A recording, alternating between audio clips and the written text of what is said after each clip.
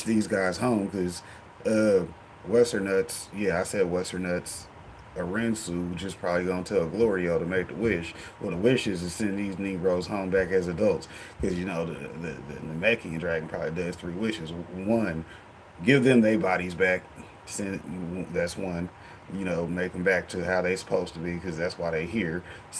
B, the second one, send them home. You see what I'm saying? Get them the fuck on up out of here because this dude's strong enough. You see what I'm saying? So the demon world's finna have some shit going on, and she's just gonna sit back and watch how things unfold there.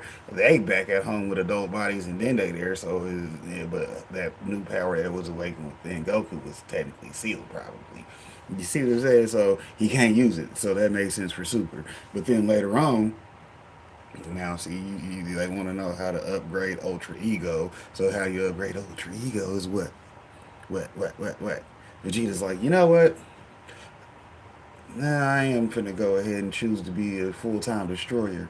But, you know, as a saying, I think I need to go ahead and get that tail back because, you know, in the demon world, I seen what that did for Goku, and I need to add that to the Ultra Ego, and then, you know, do a little bit more training to where he can self heal at the same time. Vegeta could be a bad motherfucker coming up because they gonna do a spinoff movie on just Vegeta. That's gonna be one of the next projects before 2020.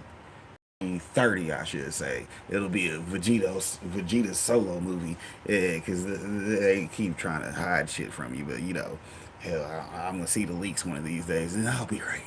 Be like, yeah, Vegeta's solo movie because he gonna catch back up because you know he gonna get that tail and be put in some work. He might even go to Universe 6. Hell, who knows? It's anything's possible.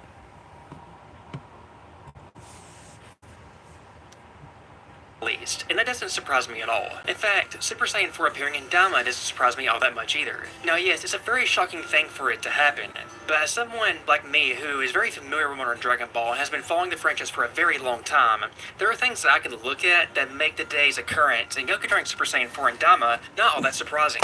I'll say the overall response to this happening has been positive, but there is a portion of the fandom that does not like Super Saiyan 4 becoming canon. Why do so many people love this happening? Well, because Super Saiyan 4 for a long time has been one of the most popular transformations in the franchise, and undebatably, the most popular element to come from Dragon Ball GT. If anything was going to be seen again in modern Dragon Ball and become canon from Dragon Ball GT, people would naturally want it to be Super Saiyan 4. With it being such a beloved form, there's actually a large portion of the fandom that's going to absolutely love seeing it in Dragon Ball Dama. There's also a portion of the fandom that's not going to like it due to it being another thing from the past that Dragon Ball has made canon. And many will call it unoriginal and relying too much on the past and nostalgia. It's also a fair complaint. But the events of this episode really aren't all that shocking to me. You see, a couple of months ago, I made a video discussing the possibility of Super Saiyan 4 coming to Dragon Ball Dama. Now, there are more popular figures in the Dragon Ball fandom that have insider knowledge and knew for months that Super Saiyan 4 Goku was going to happen in the series, plus whatever else is going to happen in the finale. I'm not one of those insiders. I did not know for a fact that Super Saiyan 4 was coming. Me thinking he was coming or that it could come was all pure conjecture and theorizing. But in that video, I explored why Super Saiyan 4 becoming canon wasn't an insane possibility and why it could actually happen and be somewhat realistic. And the response to that video in the comments was fairly mixed, with some people commenting things along the likes of, that's absurd and no way this is going to happen, and some people going like, hey, I'd like to see that, that makes sense. The episode essentially starts off with Super Saiyan 3 Goku versus Goma. Super Saiyan 3 Goku loses, and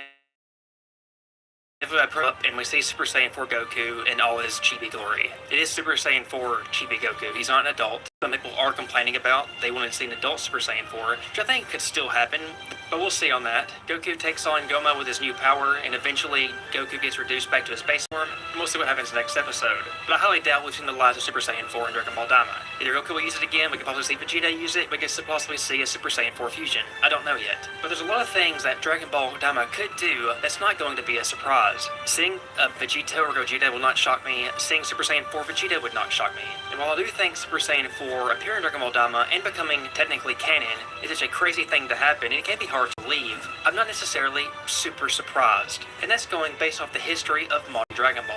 Modern Dragon Ball is a different beast than it was back in its original run. Dragon Ball today is not afraid to rely on fan service and make crazy, unthinkable things happen. Now, if you had told me, say back in 2017, before the Tournament of Power started, that one day Super Saiyan 4 Goku would become canon in a kid form, I would call you crazy and would never believe it. But a lot has changed since then, because the further Dragon Ball Super has went and modern Dragon Ball has continued, the more common it is for the unthinkable